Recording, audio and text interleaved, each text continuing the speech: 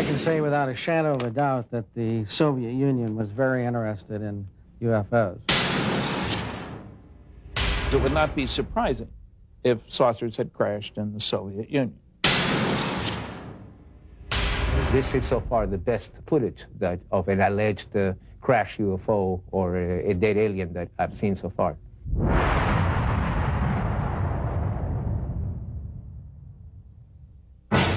Fact 1. For over 5 decades, Western governments have been collecting information on UFOs in strict secrecy.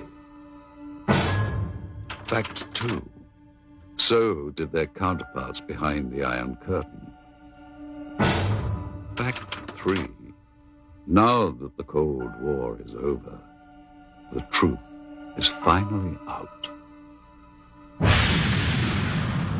The notion that life from another world may have visited our own is an intriguing one. Many say that it is true, and that documentation exists to prove it, but that proof has been kept hidden from the public for over 50 years. With the end of the Cold War has come some intriguing, if not surprising, revelations. Western governments, apparently, have not been the only ones gathering information on UFOs in brutal secrecy. Hello, I'm Roger Moore. Join us now as we embark on an amazing journey of discovery, of international intrigue, and possible interplanetary visitation. Join us as we search for the secret of the century.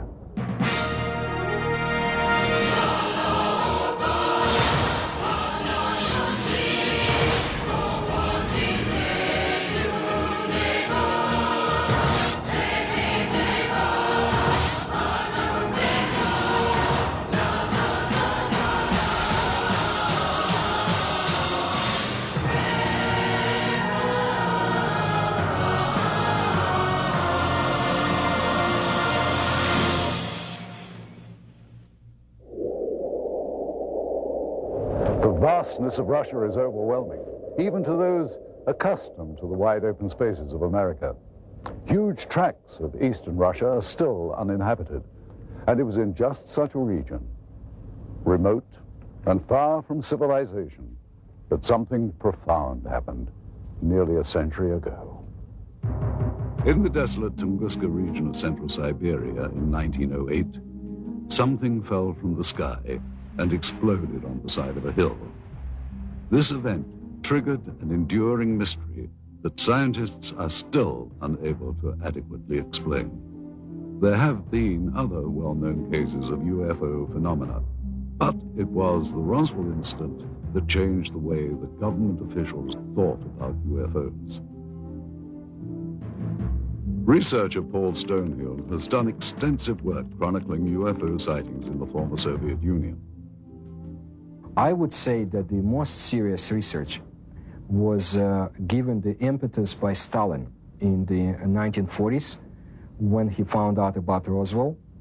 It was then that the KGB and the military separately had initiated studies of UFOs.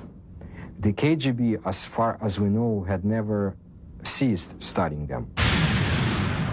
This Soviet Air Force footage was obtained by a group of Russian ufologists. It was declassified by the USSR's Ministry of Defense just before Boris Yeltsin took power. What we are looking at is a view from the cockpit camera of a MiG-23 Flogger, scrambled to intercept 2 unknown targets. What we see now is an apparent merging of the 2 targets. Here is the same shot slowed down. These are obviously not typical flight characteristics of NATO or any other conventional aircraft. The MiG lost visual contact with this object or objects, and there has never been any official identification. By attending international conferences and exchanging information over the internet, researchers on both sides of the former Iron Curtain have been able to increase the global understanding of anomalous phenomena. Richard Haynes has been to Russia many times and has worked with many of that country's researchers. Soon after the perestroika, the fall of communism, approximately 1990. I said to myself, I think this is the right time to initiate opening doors with the East, with people on the Eastern Bloc who are sitting on their own piles of data, but we don't know about it. Likewise, we're sitting on piles of data that they don't know about. And so I started corresponding with friends, and we formed this joint USA-CIS Aerial Phenomena Federation. And we're now serving a very positive role, which is information exchange. The next clip was shot from a MiG-25 Foxbat, and what we're about to see is actually an American F-16 Falcon about 200 meters away. What happens next is that a new object appears from behind the clouds. It was not identifiable. The new object suddenly descends and disappears into the clouds. Once again, here is the American plane at the same altitude as the MiG. And now here is the object as it appears behind the F-16. And here it emerges from behind the F-16, then goes down and enters the cloud bank. As with all accounts or potential evidence of UFO encounters, researchers attempt to authenticate and verify related facts as much as possible. In general, the more spectacular the report, the more important the verification. I was intelligence officer for the Soviet military for over 30 years. My son is a pilot in the Russian Air Force now. I can say for certain that there were numerous occasions where Air Force and Navy fighter planes intercepted what we thought were NATO aircraft, only to find that they were not airplanes as we know them, and not belonging to any nation on Earth. It's no secret we would send planes into their airspace. They would fly into our airspace. It's like a game, like a test, constantly trying to test the response of the other side. Only sometimes someone would get shot at. In this case, neither the Soviets nor the Americans seem to have any clue as to what this third object is. I'm telling you, even when you blow it up, it's impossible to identify. It appears to be about 4 or 5 meters across, moves with characteristics unlike any conventional plane. Now, in this final piece of footage, we will once again be looking at a cockpit camera view, this time from a MiG-21. The camera plane and 3 others were scrambled to intercept an unknown craft flying at very high speed, which is visible here as a large cylindrical-shaped object. And as the Russian planes close in, the UFO suddenly picks up speed and disappears. Here it is once again. You'll notice the cylinder seems to be traveling at about the same speed as the MiGs until about here. And then it seems to increase its speed, which, according to pilots, must have reached at least Mach 3 in about 10 seconds. A lot of this footage was declassified after the Soviet military failed to identify the object seen here. This one shows an interception attempt by MiG pilots. There were many cylindrical object interceptions that were reported investigating. We were interested in the high-speed potential of these objects. The size of this one is estimated to be about twice the size of a MiG-21. With technology available to us and the Americans, it should not be able to move as fast as it does. Hey, this footage is still interesting because I don't think the Russians had any idea what they were dealing with here. Their fighters were at least as good as ours, and yet here is something that is completely beyond their capability to intercept. The acceleration rate of this thing is impossible for any aircraft that we know of. There was one tragic incident I know of occurring in the early 1970s, in which MiG-21s tried to shoot down an unknown craft flying over Western Russian airspace, which failed to respond to Soviet pilots. The pilots used standard intercept procedure to expel foreign planes out of Soviet airspace. When the craft did not respond, the pilots were ordered to lock on missiles. At that point, both jets were destroyed by some weapon not known to Soviet military. Both pilots perished. There was an effort within the Air Force to make it look as if the fighter planes collided, but investigators I knew personally at the time said it was not collision. They were shot down by something. The NSA intercepted a radio transmission that we were copied on. Apparently, the Russians lost a couple of MiG-21s or 23s. They were trying to intercept something unidentified. All I know is it wasn't one of ours. You know, our department received a number of stories like this involving the Soviet military and UFOs. One of the most intriguing stories we came across was first told in the new book, UFOs in the USSR, by Russian author Veniamin Grigorievich Vereshchagin. He recounts the crash of an extraterrestrial craft and subsequent recovery by Soviet officials in the late 60s. Существует свидетельство тому, что осенью 1968 года there is evidence to the fact that in the fall of 1968, there were reportedly a lot of UFO sightings in the area of Sverdlovsk, currently known as Ekaterinburg. 27 ноября многие жители поселка Березовский Свердловской области On November 27, many residents of Berezovsky Sverdlovsk area observed several fireballs moving across the sky. вдруг один шар стал падать. One of the balls began going rapidly down, and after that there was a loud sound of an explosion. Через несколько дней после этого происшествия In a few days, a Sverdlovsk paper published an article в которой говорилось о том, что взрыв, услышанный многими, which said that the explosion had taken place on a territory of a grain storage unit due to the carelessness of some workers. But the article also mentioned that the residents of this area had witnessed similar lights before that day. This is a copy of the Sverdlovsk newspaper from November the 29th, 1968. An article on the front page entitled Berezovsky Dreams, or What Was That?, gives the state-sanctioned account of what could have been the actual crash. Translated, the Russian copy reads, 5 glowing balls of light appeared over the horizon and started to move in the direction of the city. 4 of the objects moved in opposite directions, while the 5th began to rapidly lose altitude and soon completely disappeared behind the forest terrain. Several seconds after its disappearance, there was a deafening explosion. And in typical Soviet fashion, the paper cites the official statement. The blast had taken place at the grain storage unit number 27. The explosion was caused by one of the employees who had violated the safety code, resulting in a charge of negligence. He was sentenced to restitution of the material losses suffered by the state.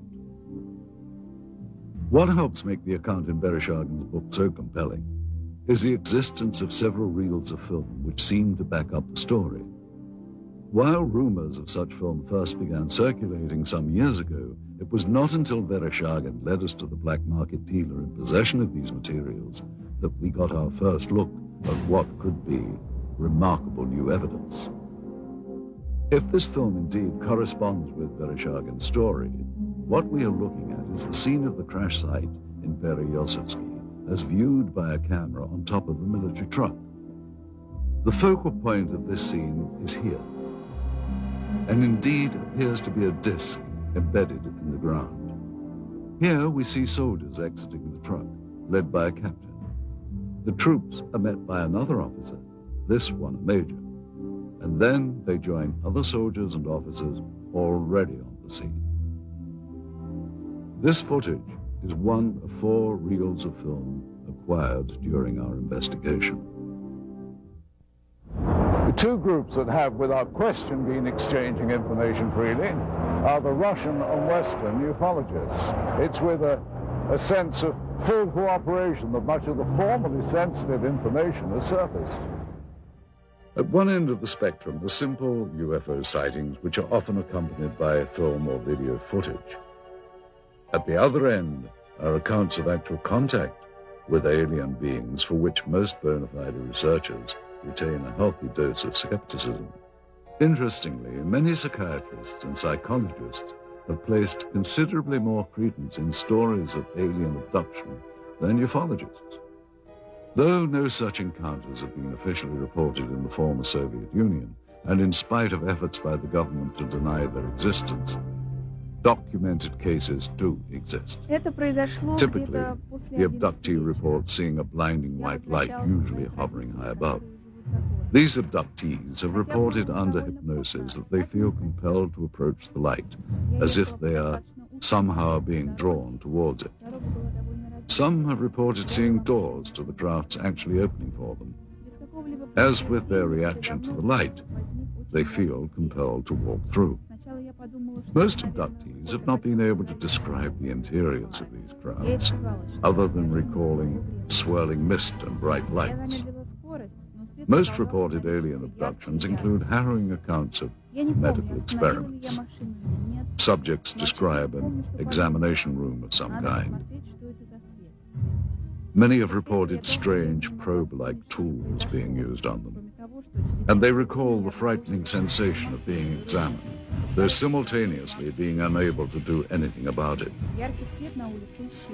Typically, the abductees will then find themselves back where they were when they first saw the light, having no recollection of what just happened. Other times, however, upon checking their watches, they discover that several minutes have passed without their ability to account for it. They literally have lost time. Many abductees have their memories triggered by a mark found on their bodies, the kind they would associate with a needle or some other medical instrument. And not surprisingly, no such report has ever been verified 100%. And yet these stories continue to proliferate.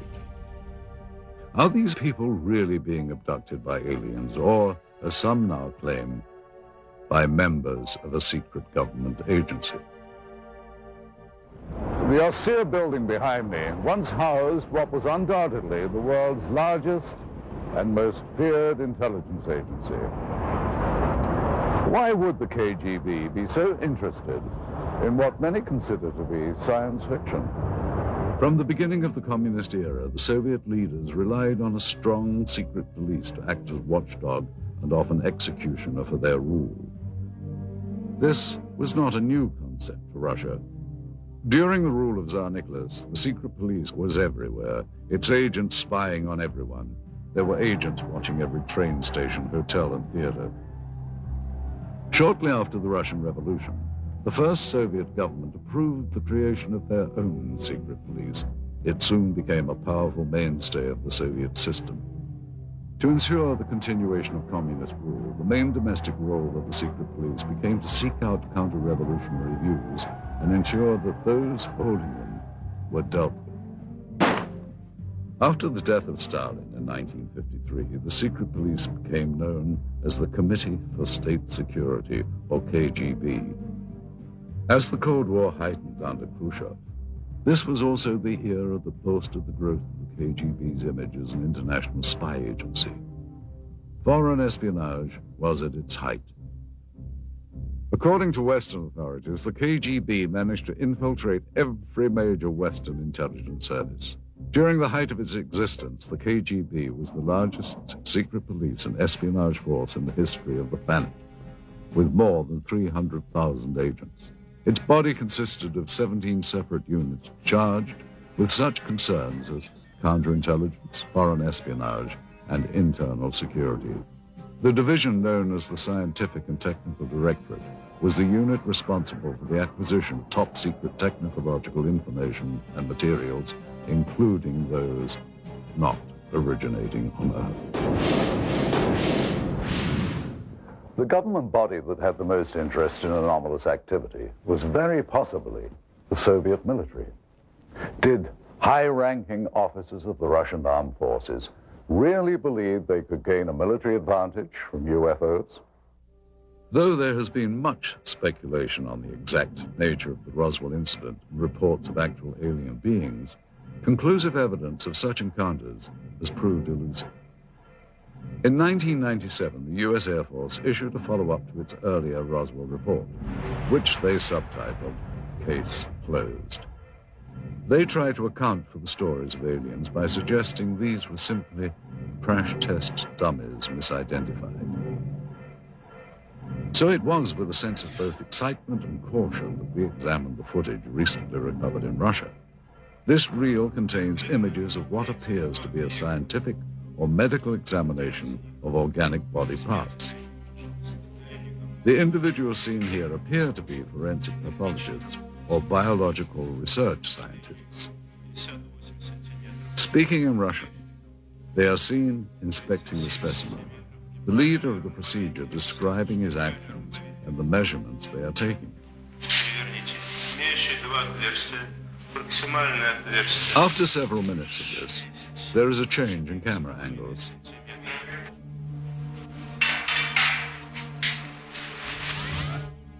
Now we see the specimen being more extensively examined. Придерживайте инструмент.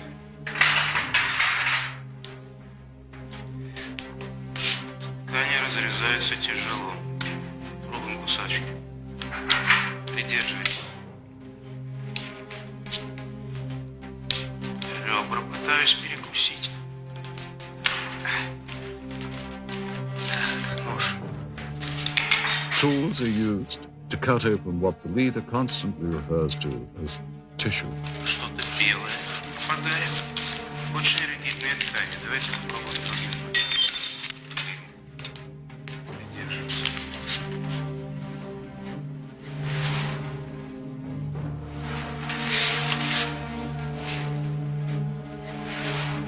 Вы не оцените этот лоскут. Инструмент. Нет, пинцет. He also describes parts that are removed as resembling various organs. Записывайте, достаем внутренние органы, надрезаем похожую на клетчатку внутреннюю ткань. The camera angle changes again. And finally, the scientists are seen posing for the camera, holding up various samples of the dissection. If this footage is authentic, it represents one of the greatest scientific discoveries of all time. One must wonder where this film was shot and what happened to the specimen seen. If this is footage of a genuine scientific examination, what happened to the results? What did the Soviets learn, and what have they done with that knowledge? Did agents of the KGB have reason to keep this secret for so many years? Certainly there are more questions here than answers. Russia has had countless UFO sightings. Some have been explained, some have yet to be explained. The best known events are the Downogorsk and Tunguska incidents. Many UFO researchers feel that the most important Russian incident in terms of known crash recovered materials is the Downogorsk occurrence. Antonio Huneas agrees.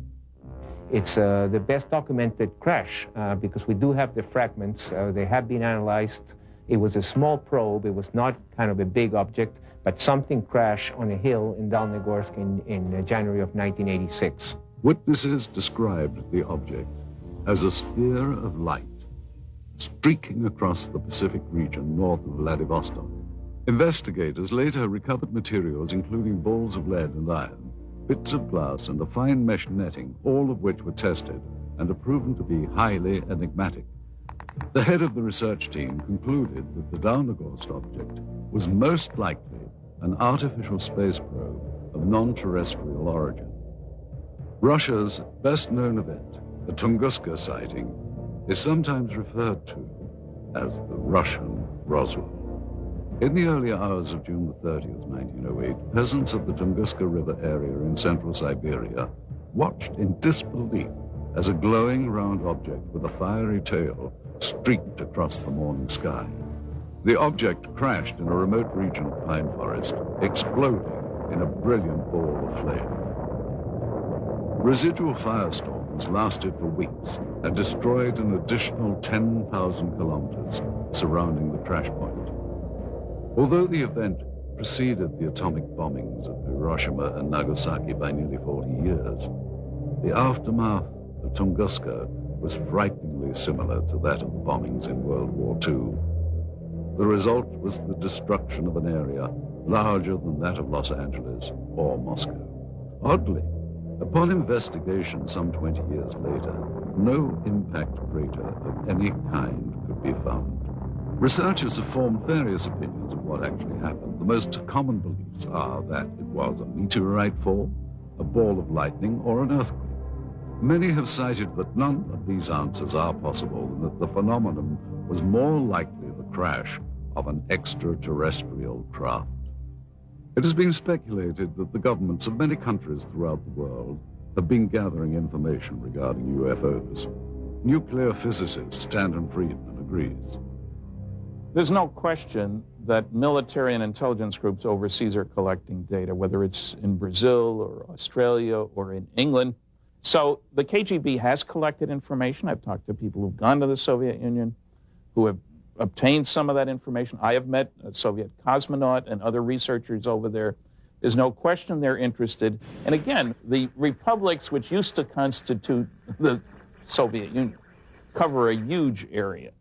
They too were monitoring the skies because they were afraid the United States was going to bomb them. So when you monitor the skies, you pick up UFOs, no question about it. During the communist reign, there was no official admission of Soviet interest in extraterrestrial activity. It has been only recently that this fact has been confirmed. The former secretary of the Commission on Anomalous Phenomena, Alexandra Petyukov, confirmed that an official state-controlled body did exist. В рамках этой комиссии, когда в силу своей деятельности она начала планомерный сбор информации. During the Soviet era, we started to regularly collect information from the public and received more than 15,000 reports. The thing is that the commission was an official public organization. It had an official address. Today, the mindset in Russia is far different from what it was during the communist reign.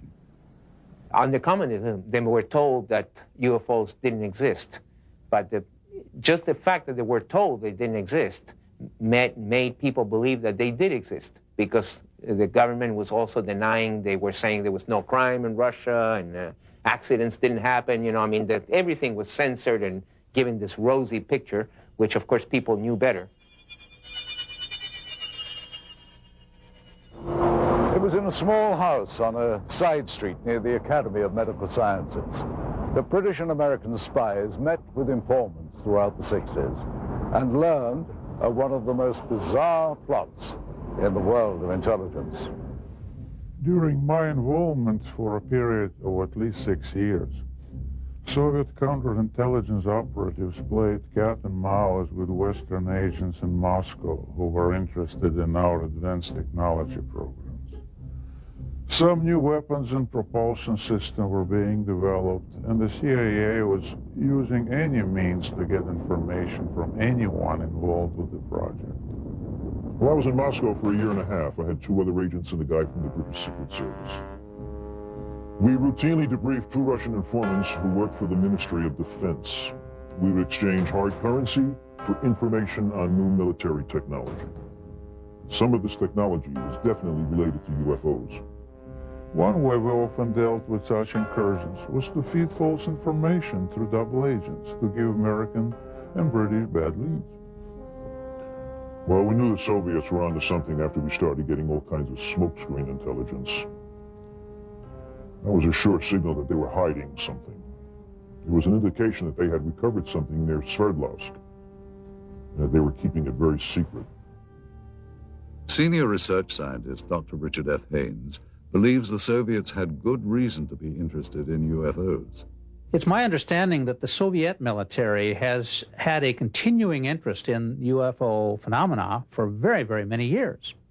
And the reason being that their air traffic controllers, their radar sites, their military pilots had been reporting things, just as ours had, and they had no explanation for them. And so the first possible explanation would be that it's a foreign nation test or espionage or something like that of a military nature. And if you're in the military yourself, then you take that very seriously and you explore it. This film footage certainly seems to depict interest by Russian military personnel in the object that is seen sticking out of the ground. Soldiers, officers, and civilian-clothed agents are deployed around the site, and they appear to be both guarding and examining the object. This is what we found on one of the 4 reels of film obtained in Russia. After viewing the footage, we were able to determine that it was most likely shot with 2 separate cameras. One apparently a handheld camera, which starts out on the approaching truck, and a second one seen here on a tripod. As the soldiers march past, you can see the cameraman turn to follow the troops. Here we cut to the other angle, the point of view from the tripod camera. And here you see the handheld camera as the truck pulls up. Both cameras change vantage points several times during the film, as if to get better views or perhaps under orders of a superior. From this angle, we see yet more troops arrive. Author Veniamin Vereshchagin describes the event. Весной же 1969 года рабочий местного совхоза In the spring of 1969, a collective farmer found some strange remains in the forest not far from Berezovsky и сообщил об этом, and reported that to the local security organs, те, в свою очередь, who in their turn обратились asked за the neighboring помощью military в division соседнюю of air военную defense часть troops, PVO, ВПВО. to provide assistance with the 7 investigation. марта On March два офицера 1969, 2 KGB officers examined the discovery site and sealed it off. Вы знаете, в дальнейшем события приняли более такой масштабный характер. По просьбе КГБ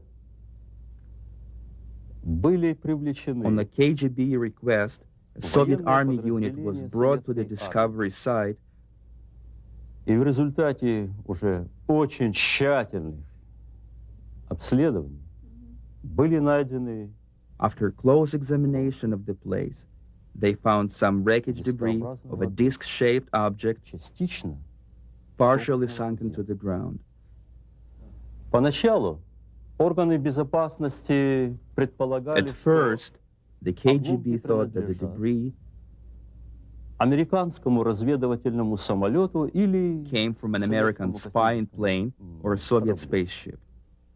George Filer, a retired Air Force intelligence officer who was stationed at Langley, is not surprised the Russians were so interested in this object. We found that the Soviets would pay to get information on UFOs as opposed to, we'll say, an F-111 aircraft, that they were, in a way, more interested in UFOs than some of our latest aircraft.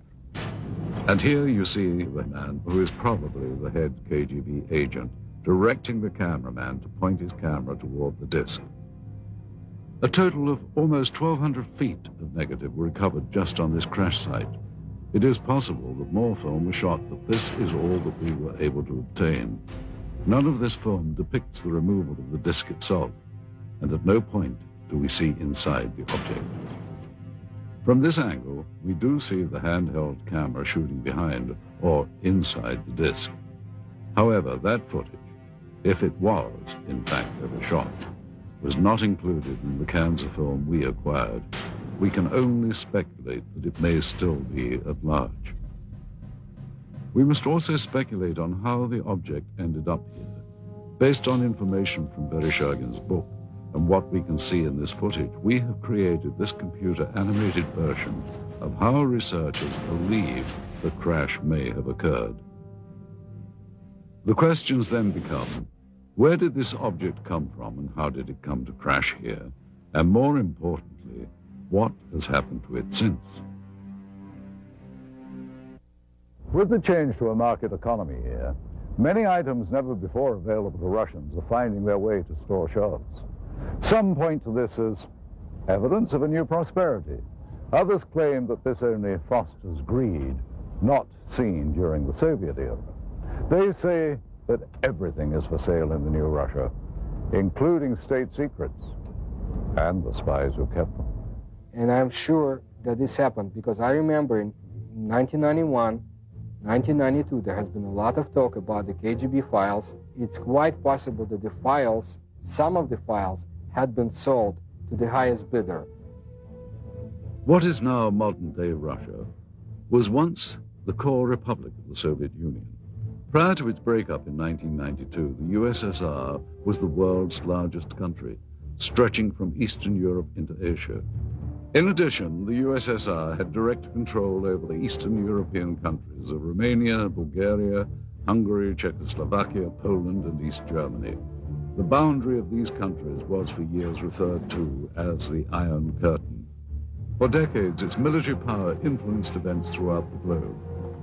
The single most important event in Russian history was the Revolution of 1917.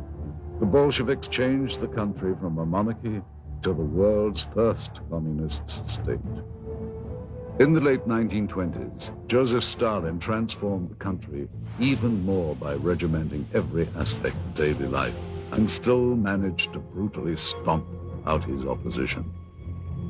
While the USSR was allied with the West during World War II, the years after the war ushered in an era of mistrust that came to be known as the Cold War. This new relationship chilled ever further in August of 1949, when the Soviets exploded their first atomic weapon. The Western powers, including the United States, viewed the USSR as the world's greatest threat. In its ongoing competition with the West, Russia's greatest victory occurred in 1957 under the leadership of Nikita Khrushchev.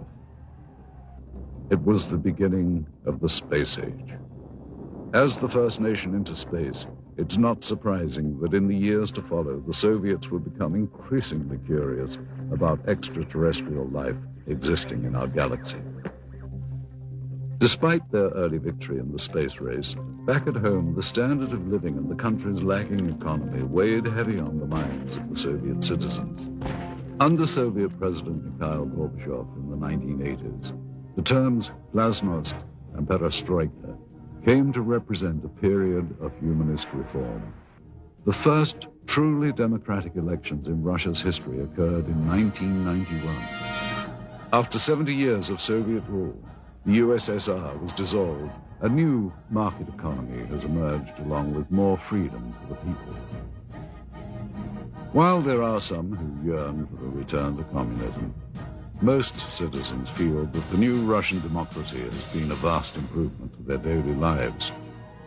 But with these positive changes come problems. In a recent news survey in Russia, citizens were asked the question, who controls Russia today? An astounding 23% responded the mafia. Renowned Russian writer and Nobel laureate Alexander Solzhenitsyn wrote, Russia's economic chaos is the result of nearly criminal reforms that have created a new class of mafia capitalists. The word mafia refers to the new system of organized crime in Russia involving countless government officials, businessmen, and organizations controlled by criminal groups. Resistance to extortion attempts has resulted in violence. Kidnappings, assassinations, attacks on family members, or harsh persecution by corrupt government officials have been documented. Dozens of bankers were kidnapped and assassinated by the mafia in the first few years of Russia's independence, when organized crime was taking control over the country's financial system. Having eliminated its rivals in such a brutal manner, the Russian mafia is now in a position of great power. What the future holds for the Russian Republic is uncertain. What is certain is that in the next Russian elections in the year 2000, the interests of big business and those with money will be well represented, and undoubtedly so will organized crime. Mafiocracy, as it has been called, might become the totalitarianism of the new millennium.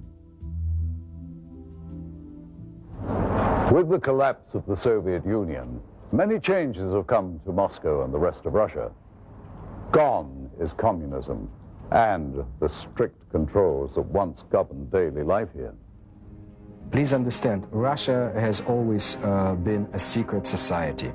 Just recently, we found out that the secret police had kept records on UFO phenomena. And some of them had been released only recently. Some, not all, coming to light now. Case in point, the intriguing film footage we had acquired. Proof, some say, of alien visitation. Being that this material is of such sensational nature, we had many questions regarding its history. Little information was provided us by the black market dealer from whom the film was purchased. It is likely that such materials were kept stored in a holding facility, a vault located beneath KGB headquarters perhaps, reserved only for those with the highest level of security clearance. Kept safe in underground storage for decades, the film was probably only handled by a select few who would have known of its existence. After the collapse of the Soviet system, there was a transitional period marked by confusion. Accountability to the old regime dwindled, and closely guarded property lay vulnerable to the changes sweeping through the crumbling Union. Those with connections under the old regime found themselves perfectly positioned to exploit the situation. There was a lot of chaos when the Soviet Union, disintegrated. In my opinion, at that time, it was very easy for an, agent with brains to get his hands on such files and sell them here. So it would be conceivable that documentation might be obtainable through similar sources to provide authentication of the film. Though most leads proved to be ultimately unproductive, we found that with perseverance, money, and a bit of luck, it is possible to acquire classified Soviet documents. Using a hidden camera, we recorded numerous meetings over a period of months in which we attempted to obtain relevant materials. This transaction between one of our Moscow contacts, an interpreter, and a local black market dealer proved to be one of the more successful ventures. The location of this meeting is a textile factory in the Sokolniki district of Moscow. This office is that of the Russian entrepreneur who owns the plant and is used for both legitimate and illegal business. After introductions and some initial small talk, the American buyer asks the interpreter if the documents are on the premises. Are the documents here in the answer that you have?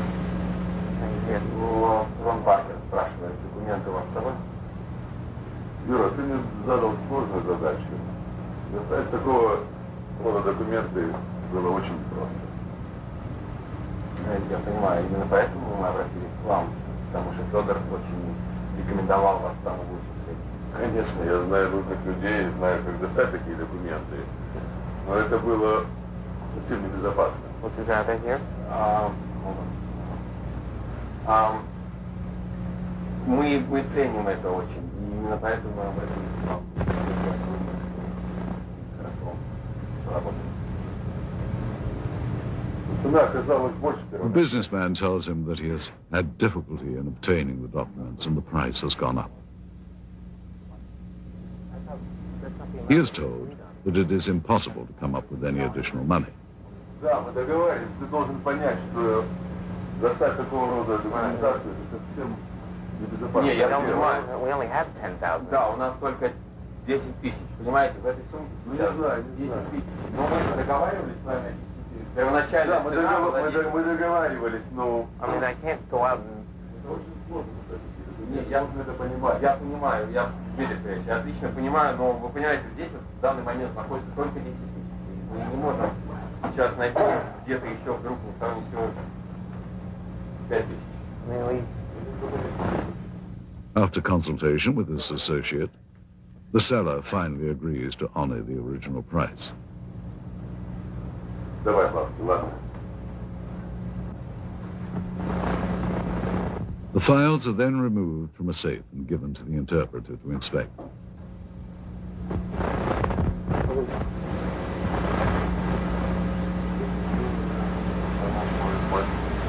This is KGB? Yeah, this is some report about extreme deadlock. Does this look... Do you think this is... Он просто хочет убедиться, что документы подлинные. Конечно, official KGB. After inspection of the documents, and a cursory verification of their authenticity, the transaction is completed. Okay, well, was your pay, Mr. Chevalier,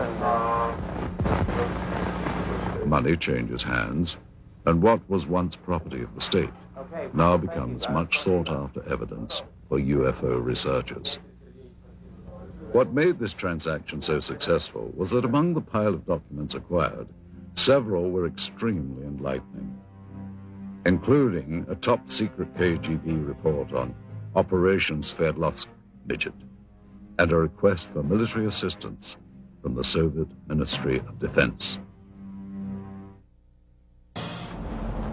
While the ability of Western governments to keep secrets is hotly debated, one thing seems certain. Behind the Iron Curtain, secrecy was standard operating procedure. Here, under the Soviets, freedom of the press and government accountability to the public were virtually non-existent. Many believe that the American government has had more than a casual interest in the possibility of extraterrestrial presence since early in the 20th century. Certainly since reports of flying discs in Roswell, New Mexico in the late 1940s, U.S. Defense Department and intelligence community involvement in the investigation of UFOs has been documented. Aside from the former Project Blue Book and 2 recent Air Force reports attempting to close the case on Roswell, there has been little made public by the government regarding its interest in UFOs. One organization that apparently did study UFOs was the Central Intelligence Agency. Since the Cold War era, it has been alleged that the CIA has actively sought after, on a priority level, the acquisition of any Soviet information that relates to alien contact and technology. One person who confirmed such allegations is this man. An agent with the CIA for 6 years, his area of expertise was Russian interest in anomalous activity. Though now employed in the private sector as a security analyst, he has asked not to be identified due to the sensitive nature of both his former status and his current position. I joined the CIA in 1989, straight out of college. My mission was to monitor and infiltrate the Special Sciences Section of the KGB, a unit of Directorate T, which was a division of the First Chief Directorate. Special Sciences Section's goal was to obtain, analyze, interpret, and exploit any extraterrestrial knowledge. The Special Sciences Section was extremely interested in a number of reported UFO crashes over the former Soviet Union and the Eastern Bloc countries. From the intelligence that our unit was able to obtain, they had recovered at least one portion of a former crash site over the Soviet Union. This former agent was able to confirm interest not only in the 1968 crash near Berezovsky, but in other Soviet attempts to recover UFO documentation and technology. Ever since Stalin had been in control of the Soviet Union, especially in the post-World War II years, he was determined that if there were any technological gains to be made from extraterrestrial technology, that the Soviet Union would be the sole possessor and sole beneficiary of those technologies. Due to the change of power in the former Soviet Union, many believe that much of the formerly unattainable information from the Cold War era may now be in the hands of the U.S. and British intelligence agencies. Since the early days of the space race, the U.S. and Russia made many independent breakthroughs. However, some of the new discoveries on both sides were undoubtedly obtained through old-fashioned spying and subsequent reverse engineering. Since the dawn of modern civilization, obtaining a rival's technology and adapting it to one's own uses have been the cornerstones of military and industrial espionage. This practice of dismantling another's hardware, discovering its secrets, and adapting it has become known as reverse engineering. Since the infamous Roswell incident in 1947, it has been purported that the source of much modern U.S. military technology has been not of this earth.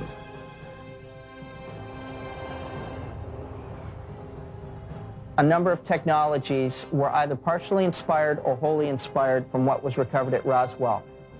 It's amazing that when you look at the profiles from both the sides and from dead on, how close to stealth technology and spy plane designs that the Roswell ship resembles.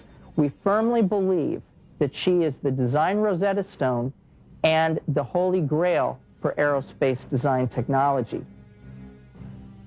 According to witnesses and UFO researchers, debris supposedly collected from the site indicated a technology superior to any existing on Earth during the post-war years.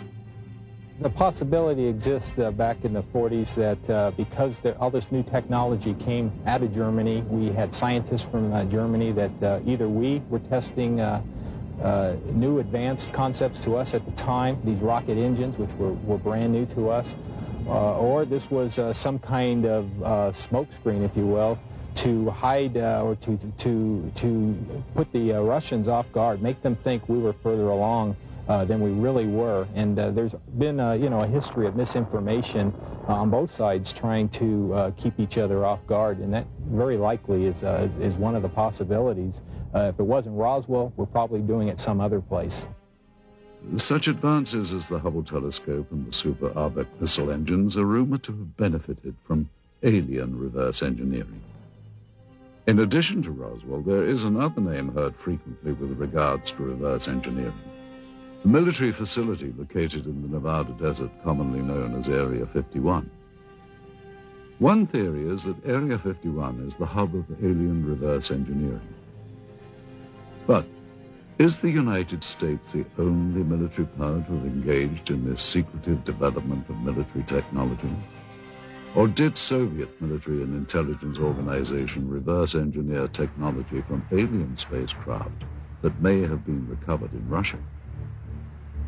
Do the Russians have their own version of Area 51, located somewhere in the uninhabited parts of their vast country?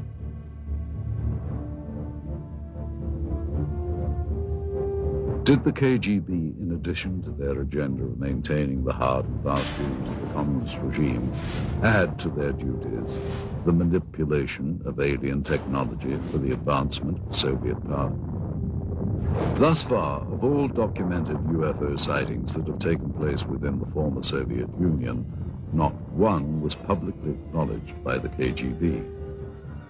While reverse engineering remains a common practice throughout the world, not only in the military, but industry as well, the question as to whether or not it has ever been used to obtain alien technology remains unanswered. If the Russians had in fact recovered an extraterrestrial vehicle, as they seem to be doing in this footage, they no doubt would have wanted to benefit from its technology. We invited ufologist Stanton Friedman to view the recovered footage and to give us his input. It would not be surprising if saucers had crashed in the Soviet Union. And if somebody had monitored this on radar or from whenever, satellites, we had satellites, they had satellites at that time, or just a report from a local person. And the kicker is the fact that you get troops out there and a cameraman doesn't necessarily mean it's a flying saucer. We need to be a little cautious about jumping to conclusions. Now, I think that film is worth a detailed investigation. Those things cost a lot of money, actually, to go over it. You have different specialists looking at it. You know, are the uniforms correct for the time frame? Is the film actually made in the Soviet Union? We asked Russian film expert Sergei Goncharov to examine the film for its authenticity. He first explained the background of the film cans.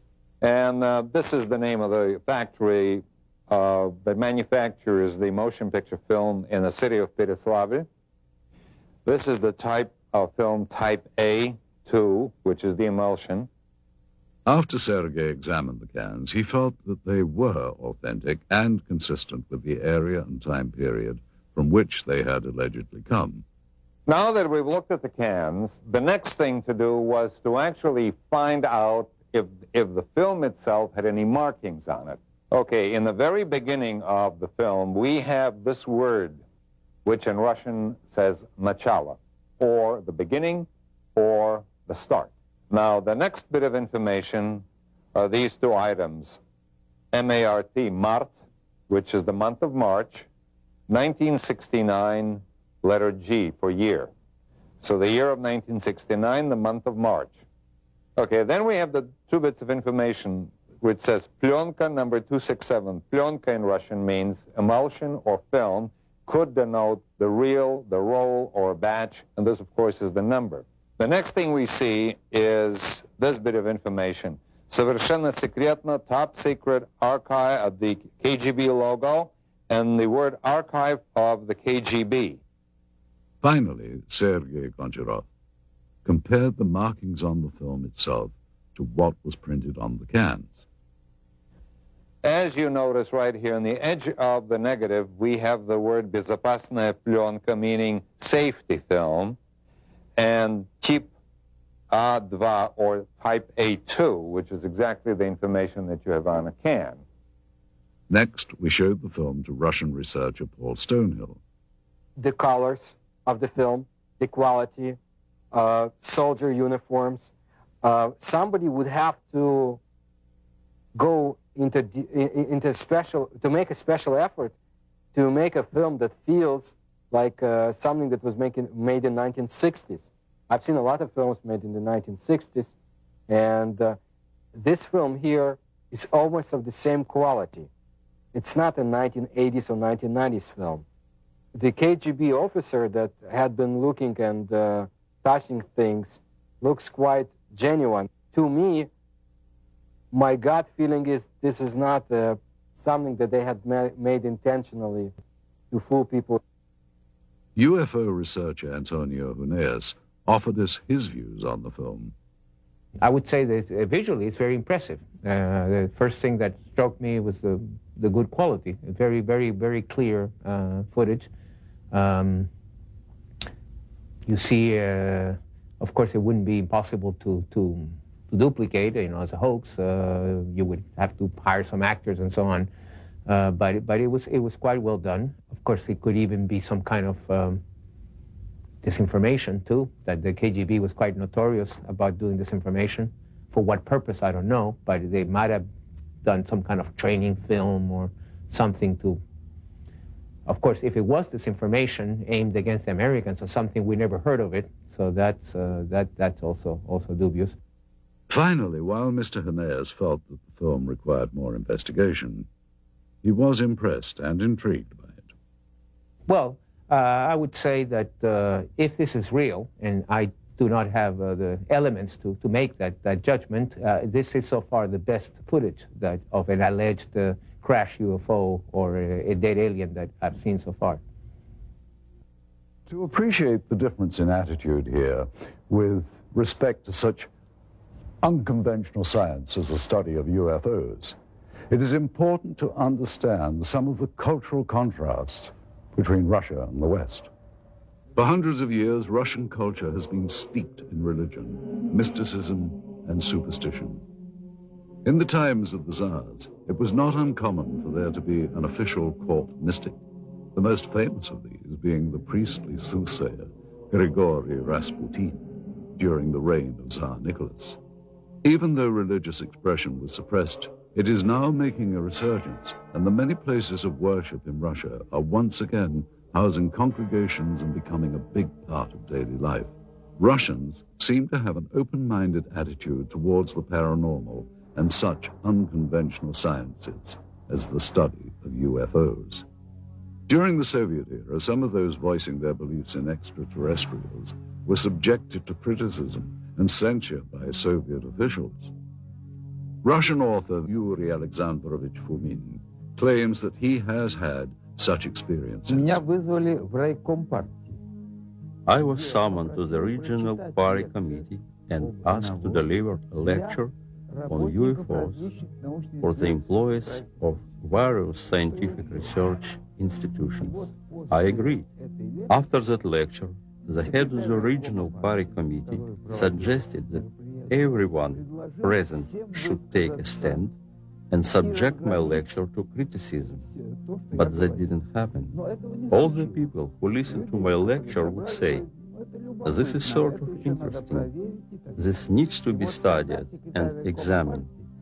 And then the head of the party committee said, "You're here to express your agreement with the official reaction to this kind of lectures. And you instead are trying to make sense out of the facts."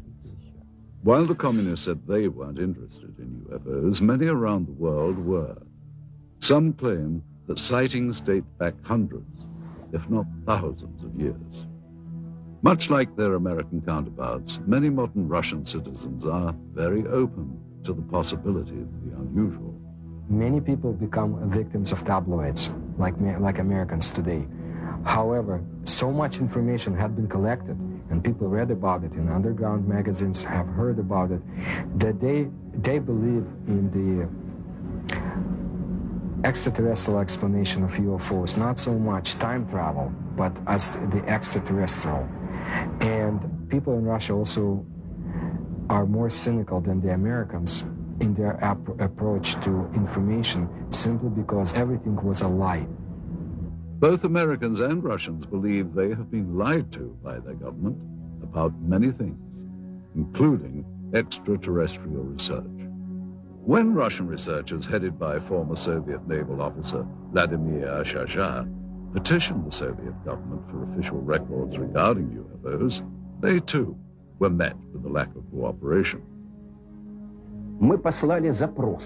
We sent an inquiry to the archives of the Ministry of Defense and to the archives of the KGB. We got a response that neither KGB archives nor the archives of the Ministry of Defense have any data regarding this incident.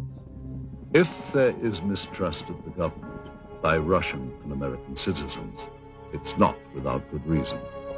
For Russians, it was more than 70 years of communist rule. For Americans, there has been a steady erosion of trust over the last 30 or 40 years. For Americans, the knowledge that their government was not being honest began in the 1960s, when the war in Southeast Asia escalated with secret bombing campaigns in Cambodia.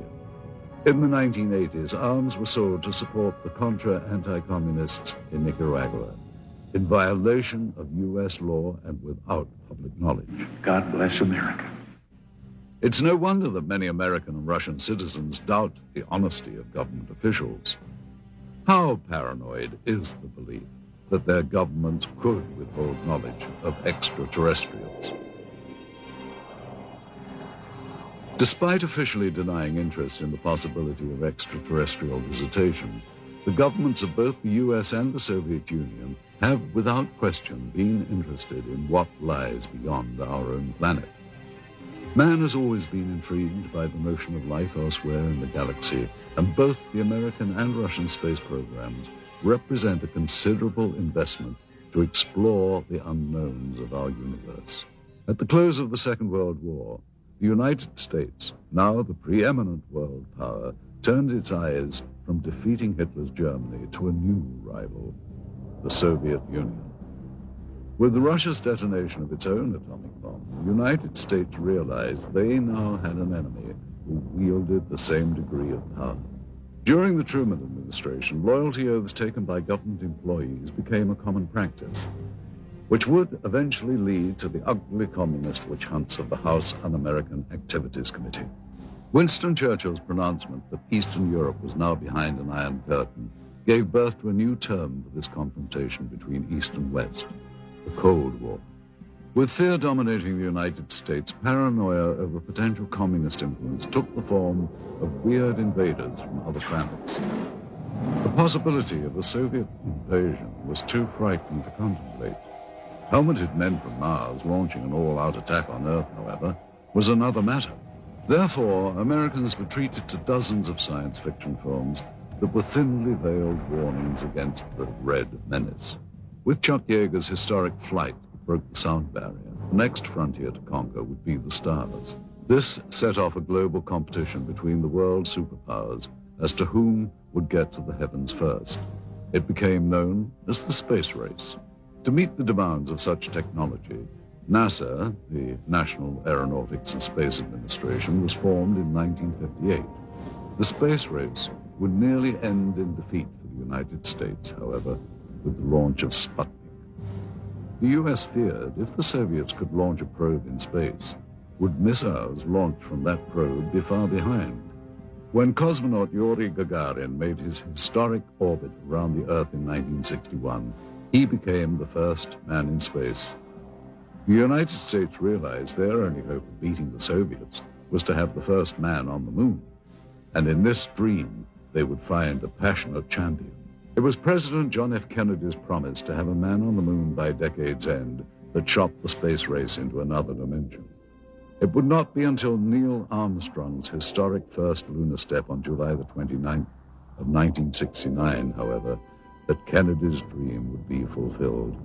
In years to come, the cumbersome NASA rockets would give way to the more streamlined and modern space shuttle. Even before the fall of communism, a new unity would develop between Russia and the United States. The petty rivalries of the past gave way to a new cooperation which would culminate in the joint Russian and American crew of the space station Mir. Modern astronauts like Dr. Michael Foale would make history working with their Russian counterparts in space. At long last, the demons of the Cold War had been silenced. The first human beings in space were Soviet. Were the Russians also among the first to encounter beings not from this Earth?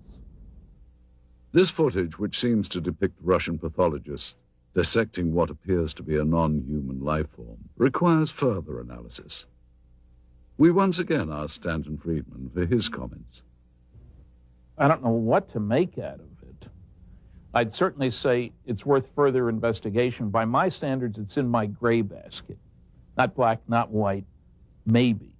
Worth following up on. We then asked film expert Sergei Goncharov if he thought that the film's characteristics on this reel were consistent with the time period from which it was supposedly shot. It certainly is consistent with the information on the can. It is negative. It's got the negative perforations. It's exactly what the information on the can indicated.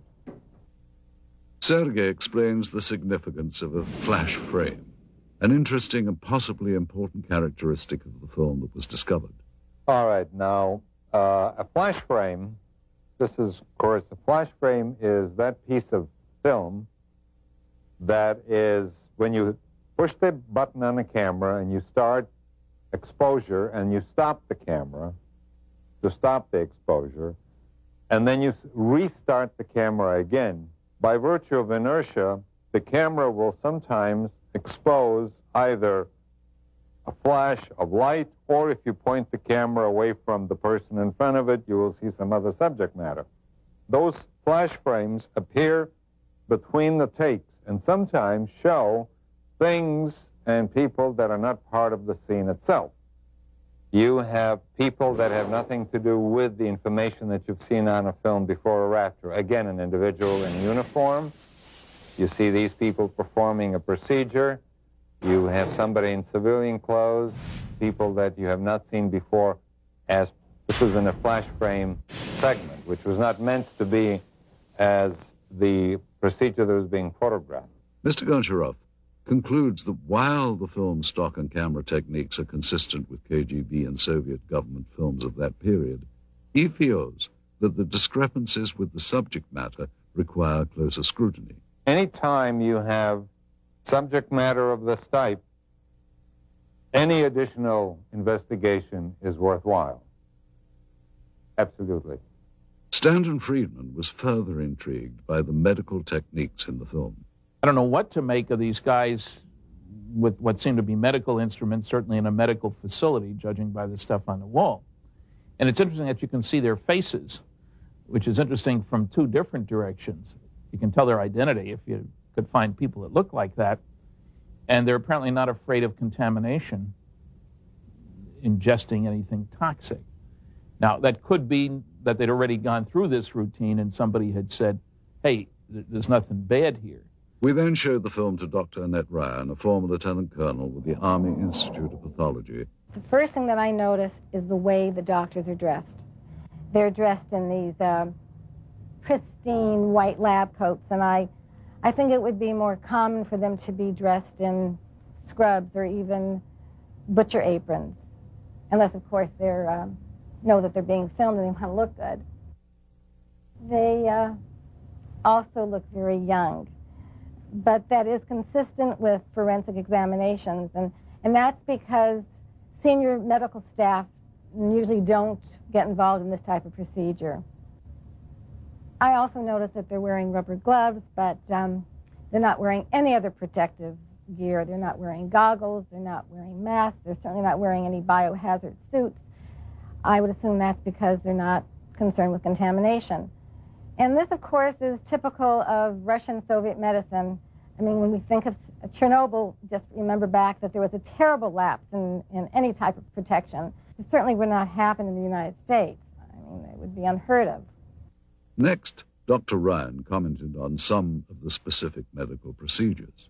All right, what's happening here is that they're using dissecting scissors to open up the sternum, which is a common procedure at that time. He's using the proper tool. The way they're holding and using the various tools looks correct, which indicates to me these people know what they're doing. I would say there's little doubt that these are actual Russian medical people. Now, if you look closely at this procedure here, which is repeated several times in this footage, what they're doing is removing a piece of material.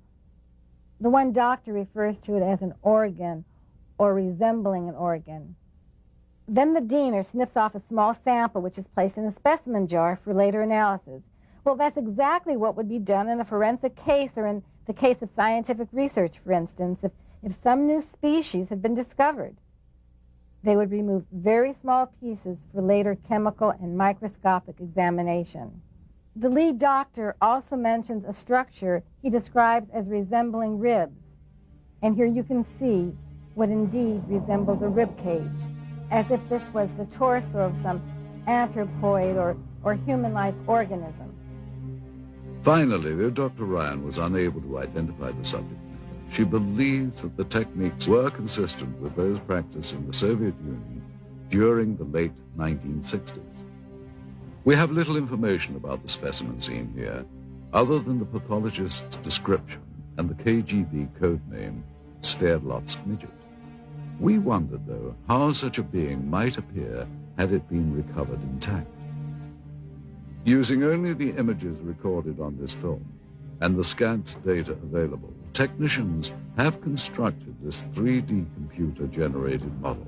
Thus, with a bit of imagination and some forensic speculation, we have recreated what may have been the Soviets' possession of an actual being from another world.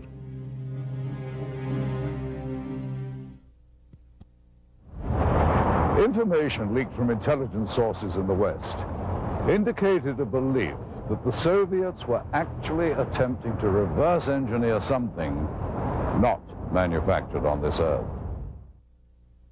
Whether we'll ever know the full truth about the supposed UFO crash in Berezovsky, one thing seems certain.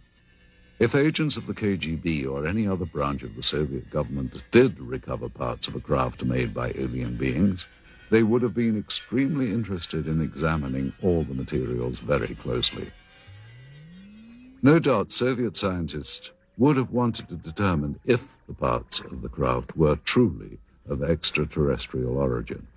They would have inspected each piece down to the microscopic level and tested for various physical and chemical properties. And of course, they would have wanted to take advantage of any new technology they could gain from the recovered materials. И мы не можем расшифровать их физики. We are unable to solve the puzzle of their physics. Our physics is based on quantum mechanics. Theirs is based on parallel worlds, a different kind of paradigm, a different understanding of history. It is similar to the effect of a TV set or a video camera would produce on people in the time when Pythagoras lived. Pythagoras would not understand it. That is the gap between them and us. That's why, however hard our engineers or technicians would try to decode their technologies, they would fail.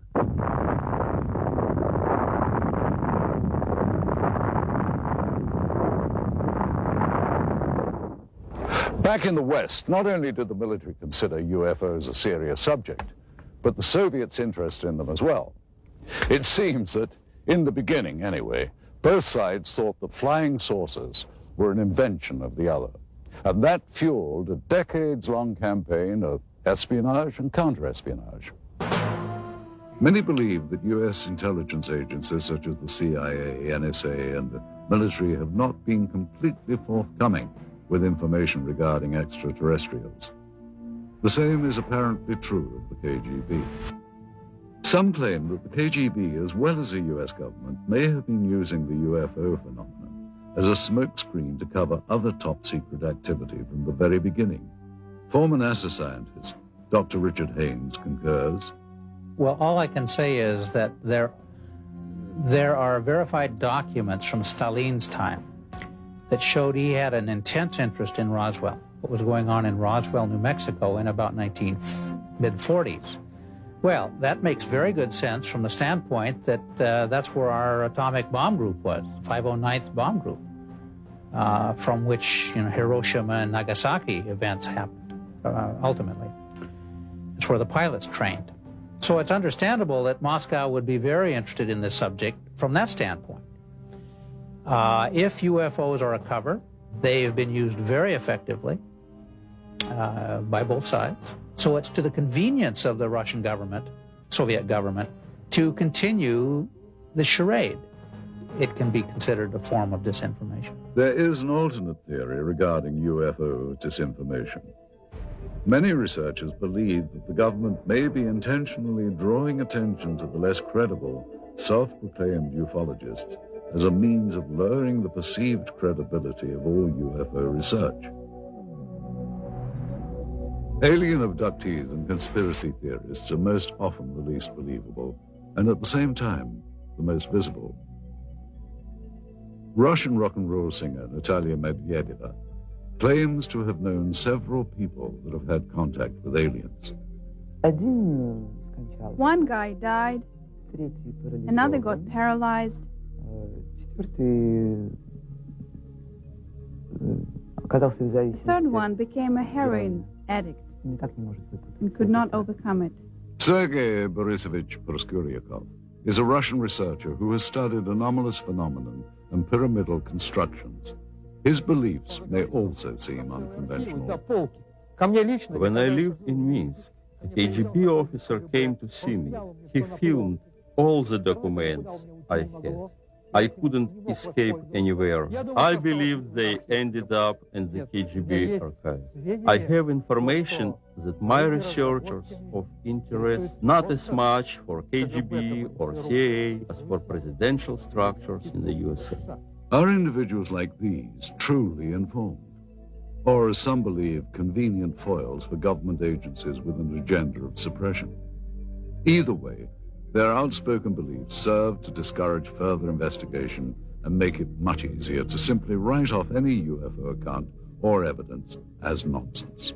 Most genuine researchers, however, believe it is imperative that all potentially genuine encounters with extraterrestrial intelligence be studied carefully. If something not from this earth had been recovered, it would have been brought to a classified military base high in the Ural Mountains, where super-secret operations have been conducted since the Second World War. This incredible footage depicts members of the Soviet armed forces and what are believed to be 2 KGB agents inspecting and recovering a crashed flying saucer. Russian author Veniamin Vereshchagin has an idea of the final outcome of this operation. Насколько мне известно, обломки аппарата. As far as I know, the debris and their organic parts were taken to Mytishi, где предположительно были сделаны, where the apparatus was disassembled,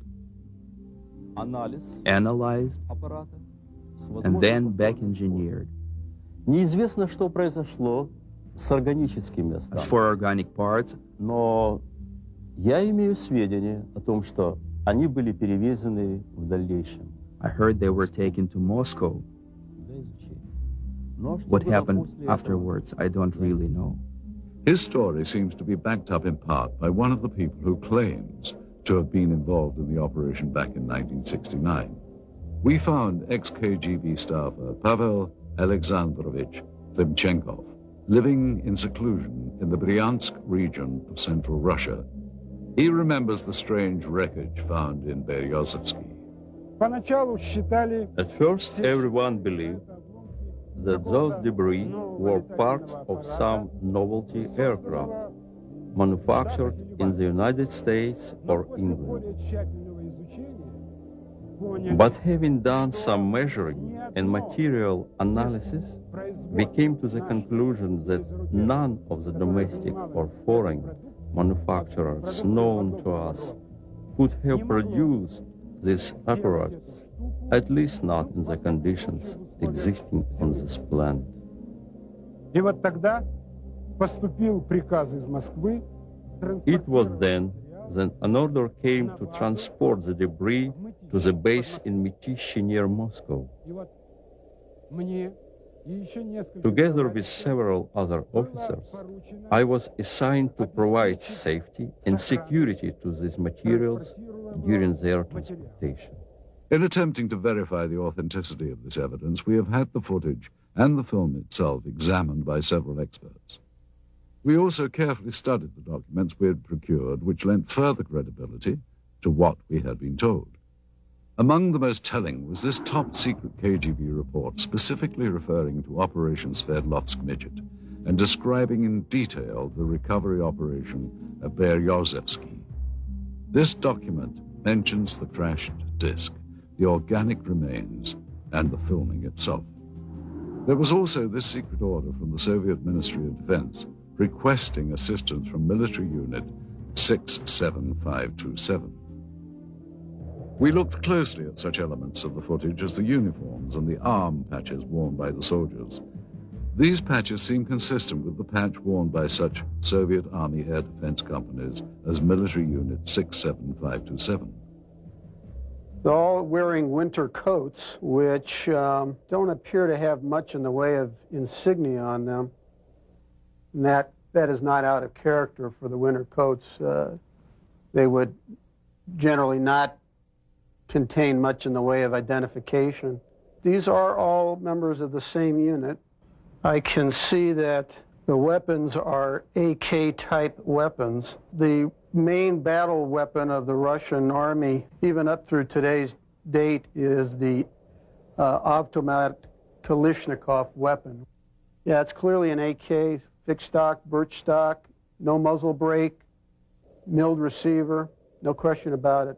That also seems to be consistent with the muzzles of the weapons that I can see in this film. In addition, we had notes from the scientific examination of the recovered organic specimen, which seemed consistent with the soundtrack of the dissection footage. With so many elements in seeming consistency, Vereshchagin's story becomes even more tantalizing and perplexing at the same time. Is it possible the Russians actually recovered an alien craft and its occupant 3 decades ago? If members of the Soviet Army had knowledge of a supposed UFO crash, then what happened to these individuals? And if they can't be found today, why not? In the course of our investigation, our goal was to follow every lead, to search for every scrap of information regarding the incident so named Operation Sverdlovsk Midget. The tenuous paper trail we have reconstructed using recovered government documents led us eventually to a lab of the former All-Union Scientific Research Institute of Biology. In attempting to obtain records on the individuals depicted in the dissection footage, we turned up these additional documents. 3 death certificates, all dated March the 24th, 1969, within a week after records indicate the examination was performed. Cause of death for all 3, cerebral hemorrhage. Dr. Ryan told us that the odds of this occurring naturally are next to 0. The former state-run institute is now a private teaching center known as the Moscow Medical Institute. That this is the same facility as seen in the film footage becomes obvious with a comparison of such fixtures as the stonework tables and the distinctive tiling on the floors. The difference is that one-time experimental procedures have been replaced by routine anatomy lessons with plenty of hands-on experience. Secretive operations are now openly administered educational opportunities. But we did find in the basement of the building remnants of this facility's past, reminders of a time when procedures here were not open to the public or subject to public scrutiny. What were the Soviets experimenting on in decades past at the Research Institute of Biology? The answer to that question is still yet to be found. Indeed, many questions about the film footage and the alleged Operation Sverdlovsk Midget remain unanswered. Any extraordinary find, such as the apparent filmed record of a crashed spacecraft, or of what appears to be scientists examining parts of an alien life form, require further analysis. Yet it seems incredible that so many elements of this story from so many diverse sources appear consistent. The original account as told by researchers and witnesses, the recovered documents, and of course, the film. We have to ask, is this footage genuine? And if so, does it represent an actual case of alien visitation, or, as it has been suggested, was the footage created as part of a Cold War disinformation campaign? One other proposed possibility is that it was simply a military training exercise captured on film. Again, if it is a real UFO crash, where are the remnants, and what happened to the body of the alien being? With all that we have unearthed here, the big question seems to be, what is the significance of what are clearly some very profound discoveries? And will we ever know the full story? We hope you've enjoyed visiting Russia with us, and we hope you've gained some insights on what promises to be a continuing source of intrigue and controversy. Thank you for joining us. I'm Roger Moore in Red Square.